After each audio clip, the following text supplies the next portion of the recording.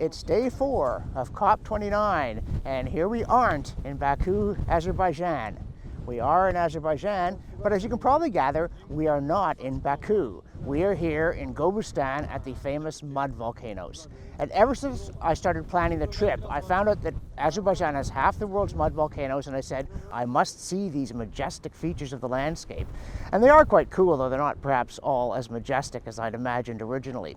But I also wanted to see the country, so I am playing tourist. But I'm not playing hooky, because what happens outside Baku has a great relevance to the conference and what it seems to me is wrong with the conference. There are 50,000 people there, but how many of them are going to look at the country and think about the people who live in it? Because Baku is not Azerbaijan, and that conference is not even Baku.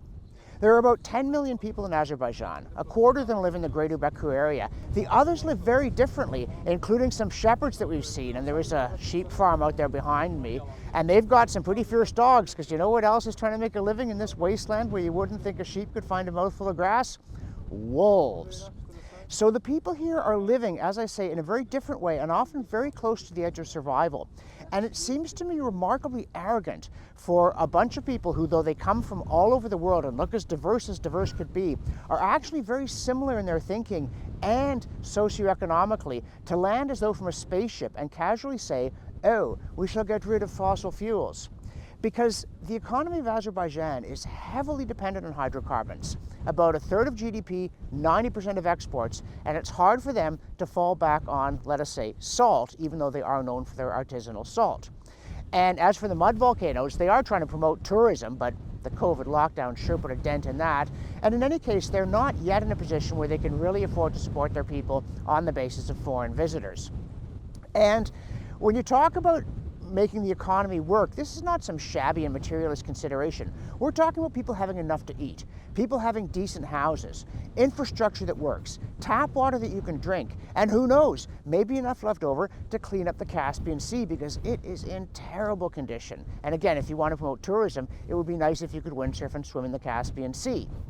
And yet the people who come to COP29, they are so similar sociologically. They live in this kind of galactic metropolis, and they've brought it here with them. These conferences, you know, it's airport that looks like every other airport, taxi, hotel that looks like every other hotel, taxi, conference center that looks like every other conference center. And in there, the food, I mean, you could be in Frankfurt Airport, you could be at a hotel in Rio, you could be in Paris, and you'd see the same stuff, right down to the gluten-free apple cookies and the prices. That world has nothing to do with the lives of ordinary people and what you're going to do to them if you deprive them of energy. One of the things about them is a lot of them aren't very prosperous. Even in Baku, there's a lot of poverty and a lot of Soviet-era dinginess. I mean, we're all dependent on hydrocarbon energy for how we live as consumers, but in a number of places, and Azerbaijan is one, as the president pointed out to the apparent surprise of delegates, 21st largest oil exporter in the world, they're dependent on it as producers to make it possible for their people one day to have a decent life. This country is struggling with modernization, and I could say a lot more about that.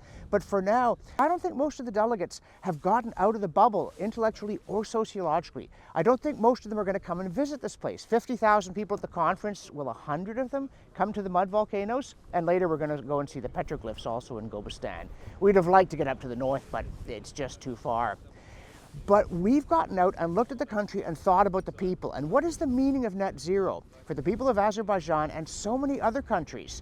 And this is something that really ought to be on the minds of those gathered there. And I think to a shocking degree, it's not. And that is one of the most striking things about the conference. Is it surprising?